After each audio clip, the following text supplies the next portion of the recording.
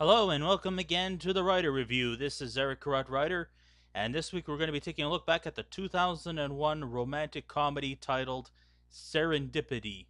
Now, Serendipity runs for 1 hour and 31 minutes long. It is directed by Peter Chelsom.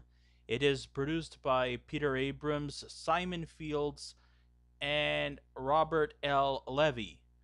The script was done by Mark Klein. The score was done by Alan Silvestri.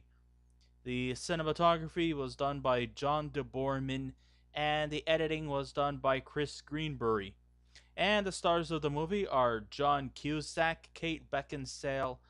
Let's see, what do we have here? We have Molly Shannon, Bridget Moynahan, John Corbett, Jeremy Piven, and Eugene Levy. Okay, did you ever felt you locked yourself in a slushy romantic comedy and you have no alternative but to accept the fact that you bought the ticket and now you have to endure all the mushiness whether you like it or not? So we have two very attractive individuals who are going their business, going holiday shopping, and then by default they start conversing with each other over a certain item, and it takes till eternity. And that's what you get from the opening scenes. You have you have John Cusack's character, whose name is Jonathan Traeger, and you have Kate Beckinsale's character. Her name is Sarah Thomas. There's this really long intro where they're going Christmas shopping and they're fighting over a pair of gloves, which they eventually, in the end, don't even purchase. So instead, they continue to waltz around Bloomingdale's, um, sit in a cafe, sip some coffee, talk about a bunch of sweet nothings, uh, then decide to go on a little skate around Lincoln Center, and then start they want to get to know each other, but then Sarah decides, oh, she wants to sort of question as to whether or not this relationship will work. So then she writes her name in the back of a book, and then he writes his name and his phone number on a $5 bill. And if ever they should find their name, it's almost like a bit of a treasure hunt.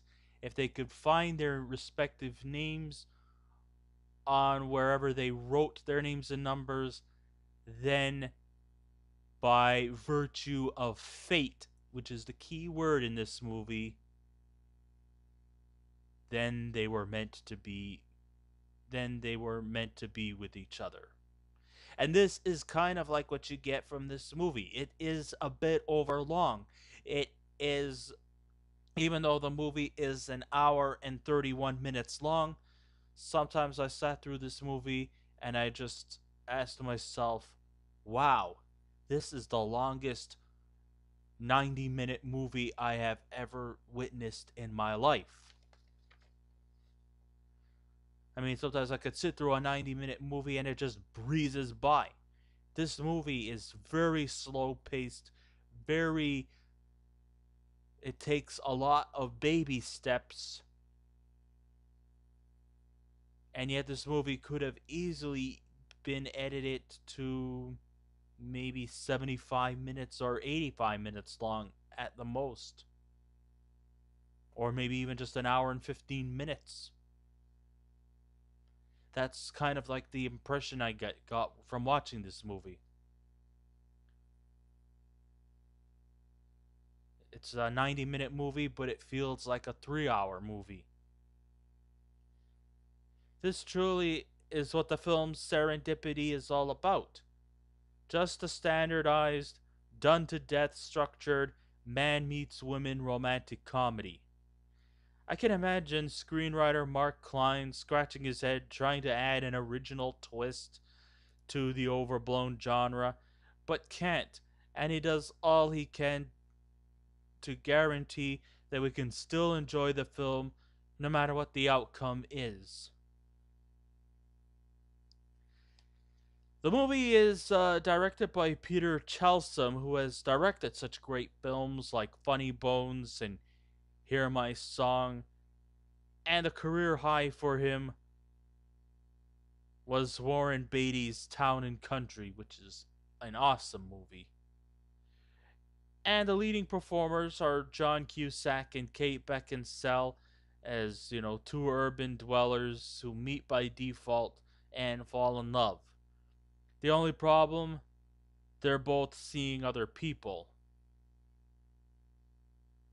Yes, after their after they write their John Hancocks in esoteric fashion, they leave Bloomingdale's only to lose contact with each other, and it took many years for them to find each other. And they moved on. Jonathan is still living in New York City, and he's about to get engaged to some young lady named Hallie Buchanan, played by Bridget Moynahan. She has moved on to San Francisco, and she is dating some hippie guy who plays in some psychedelic band. He's a flute player. Oh wow, he's a hippie too. San Francisco hippie flute player, psychedelic. Who knew? But anyhow, they've lost contact, and they also find themselves in an uncompromising situation because they still seem to they still seem to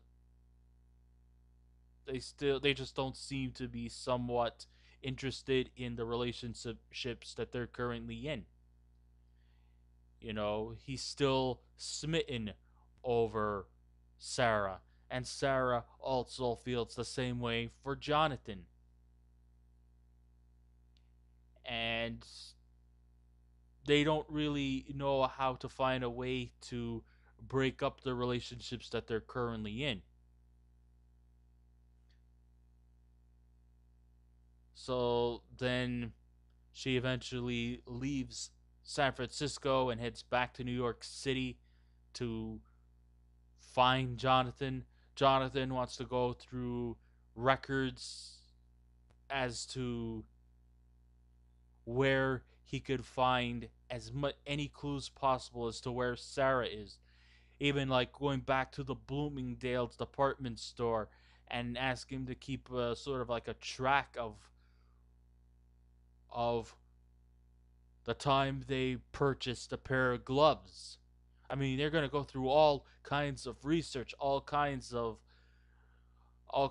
journeys, and they're not alone in this. Um, Sarah, of course, has her best friend Eve, played by Molly Shannon, and Jonathan has his friend who writes for the New York Times. His name is Dean Kraske, I think his name is, played by actor Jeremy Piven, who is tagging along with him. So they're trying to go through any way, shape, or form to trace back to where they met and where to find them. But of course, as you all know, New York City is a huge labyrinth of skyscrapers, and there's millions and millions of people who live there, so they're going to be lost in the shuffle. But also at the same time, they're trying to find ways of how they could, you know, find break themselves up from the relationships that they're currently in. just all this just so that they could be together and that fate really does work.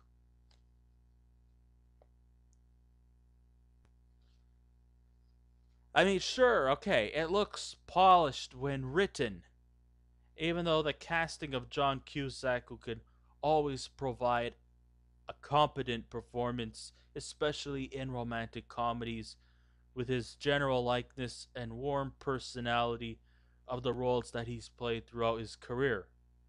But still, Cusack requires a compelling script and a decent haircut. He loses here on both accounts. It has, I mean, this movie has some very similar vibes to a Nora Ephron type movie, especially the 1993 classic Sleepless in Seattle and the over sugary You've Got Mail. Only I guess this time, I guess people are starting to get tired of another Meg Ryan, Tom Hanks escapade. So instead, they decided to go for Team B, which is John Cusack and Kate Beckinsale. This is Kate Beckinsale well before this whole underworld, and she decides to take on some kind of a dark hero type. Here, she is playing a much more light-hearted character that makes you forget about Underworld, or makes you wish you've seen Underworld but would rather see Underworld rather than this mushy, slushy romantic comedy. The only difference here we get is awkward silliness and over the more wittiness that aforementioned films provided. There's a lot of outrageous silliness. There's a lot of cat and mouse or close calls and just misses that seems to come around. And maybe at first it seems a little bit funny, but then it becomes uninspiring and it becomes much too frequent, even in this small 90-minute movie. And it's nowhere close to the inventive intentions of the always enjoyable When Harry Met Sally. Yes, okay, I admit that by 2001 people were no longer attracted to Meg Ryan. But then again, Kate Beckinsale is nowhere close to romantic comedy material like Meg Ryan or Julia Roberts or even Sandra Bullock. I'll say one thing though, at least they kept her British and not tried to use phony American accents that were unconvincing. They kept her British, and that is a huge plus. I'll give credit where credit is due. I'm not actually quite putting John Cusack down in his performance, but still, I think it's just the fault of the bad script that was given to him that was not exactly all that convincing. So Cusack plays the role of Jonathan Traeger, a TV news director who's gone holiday shopping when he randomly meets a beautiful young lady named Sarah Thomas, played by Kate Beckinsale, who I don't really know what her profession is. I believe she might be a therapist, or she's studying to be a therapist. But we do know that she's obsessed with a thing called fate. So they join each other for coffee at a place called Serendipity, which is like one of those department store cafes. Huh, it's called Serendipity. Imagine that. This event leads them for a little skating at Lincoln Center, and they get more closer to each other as the superficial snowflakes come falling down their hair. She eventually writes her number in a book called Love in the Time of Cholera. Smart gal. And he writes his number on a $5 bill, which means that if they should cross each other's numbers by coincidence in the near future, it means they were meant to be together. But why didn't they just simply introduce themselves, their names, and just give their numbers, and everything would be peaches and cream? They wouldn't have to go through all this hassle. Oh, but then again, if they didn't do what they were, if they didn't do what was required, there would be no story. But then again, maybe there was never meant to be a story to begin with, because this is a 1 in 100th chance that something like this will ever happen.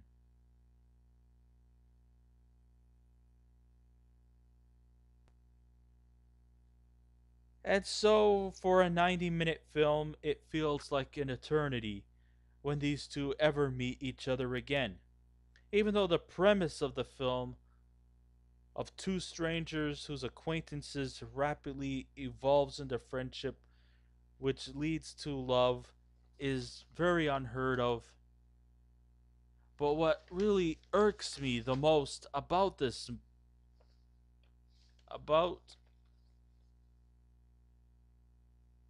what really irks me about this movie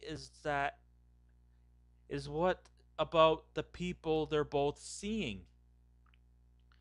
I mean, sure, they've eventually moved on. Like I mentioned before, Jonathan's still in New York City, and he's currently in love with a girl named Hallie Buchanan, played by Bridget Moynahan. And Sarah is moved to San Francisco, where she's in love with some hippie musician who goes by the name of Lars Hammond, played by John Corbett. So I was kind of a bit distracted with the fact that they're currently in a relationship, but how do they go about breaking up with their current lovers just so they could try to get themselves back together again?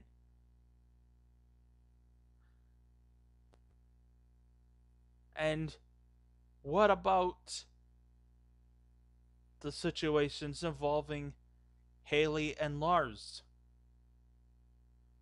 I mean, how do they fit into the picture? To really ensure a likeness to John and Sarah, they have to be in a relationship where their lovers aren't really all that likable, but not overly hated to the point where we question the tastes within Jonathan and Sarah. By way of contrast, their loves can't be too likable because we shouldn't have any reasons why we should care for John and Sarah. But from my observations, John seems to be dating a rather likable but not a very interesting woman, and Sarah seems to be in a relationship with a musician of an Eastern band tooting on his flute while romantic interludes are interrupted while shouting through his cell phone. He's foolish, but it's hard to know how foolish he is exactly. Yes, okay, fine. He seems to put his music career ahead of his relationship with Sarah, and I could kind of understand why she does not really want to be with him. And I could kind of see why Jonathan does not want to be in a relationship with Haley. I mean, she's not exactly a very interesting woman to be with. She seems to be kind of the boring busybody type and doesn't really have much going for her in this movie. And Lars, he seems more occupied with his music career rather than his relationship with Sarah. So I could see why they would rather be together than being with the relationships they're currently in. But it still kind of breaks my heart because they're not entirely like mean spirited nor necessarily, just a bunch of assholes. They're not. I don't really see in this I didn't see in this movie really a character who was I could actually say was unlikable. Um it really wasn't too character driven because the focal characters in this movie were pretty much John Cusack and Kate Beckinsale, and everybody else was just pretty much minor characters or just petty afterthoughts. It was really just all Cusack and Beckinsale, and really everybody else is like really, really support. And that even includes, Eugene Levy as a department store clerk at the Bloomingdale's department store. So, really, and they seem to be very underdeveloped and not exactly very inspiring. They're on for like a few brief scenes and then there's really not much about them. It's all about Jonathan Traeger and Sarah Thomas looking for each other in New York City, going through every nook and cranny. That's really all that there was. So, this whole cat and mouse search, these shenanigans, they go on until Jonathan and Sarah finally become a couple as they casually kick their lovers to the curb. The scenes seem so absurdly simplistic with no gasping spark, and the cliched happy ending feels so predictable and forced that there's no real obstacle for either of them. It seems they were just really casually dumping their lovers. I think there's also a bit of a Sex and the City irony within the the kicked to the curb characters of Bridget Moynahan and Lars Hamid, played by John Corbett, because during the final season of Sex and the City, Aiden, who was John Corbett's character, was dumped or was stood up by Sarah Jessica Parker's Carrie Bradshaw. And meanwhile, Bridget Moynahan's character was stood up by Mr. Big, played by Chris Noth. So I just saw a little bit of a Sex in the City irony within this movie. Just an observation, that's all.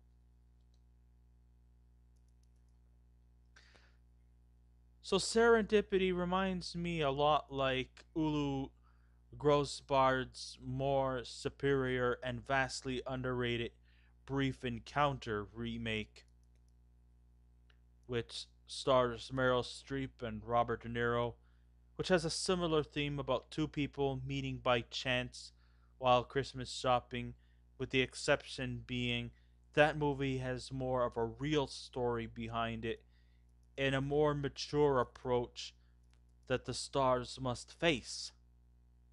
And sure, the genre of the movie is a romantic comedy, but before this movie to work, we need something believable to invest into the story. Serendipity doesn't have anything that we could relate to because everything seems to be so innocent. It's like everything is handed so simple to the couple, we never see any conflicts to make us fully care about the characters, no matter how likable they are. And it's a shame, really. I mean, okay, so it's a sweet romantic comedy. I like I said, there are a lot of likable characters here, and and I would rate this movie not quite PG because you don't see any kind of level of excitement that goes on. So I would not recommend a younger audience to see it. But I guess, it's good for a romantic couple to see. I think the age gap would probably be people in their 20s or 30s to see this kind of movie. Maybe older. I mean, it is a mature movie, but if you're a fan of romantic comedies, you probably will enjoy this movie all the more. But if you're not a romantic comedy fan, I don't know what you thought of when you bought your ticket. So if I was to give a scale out of 10, I actually would give Serendipity a 6. So it's not the worst romantic comedy I have ever seen. It's not the best.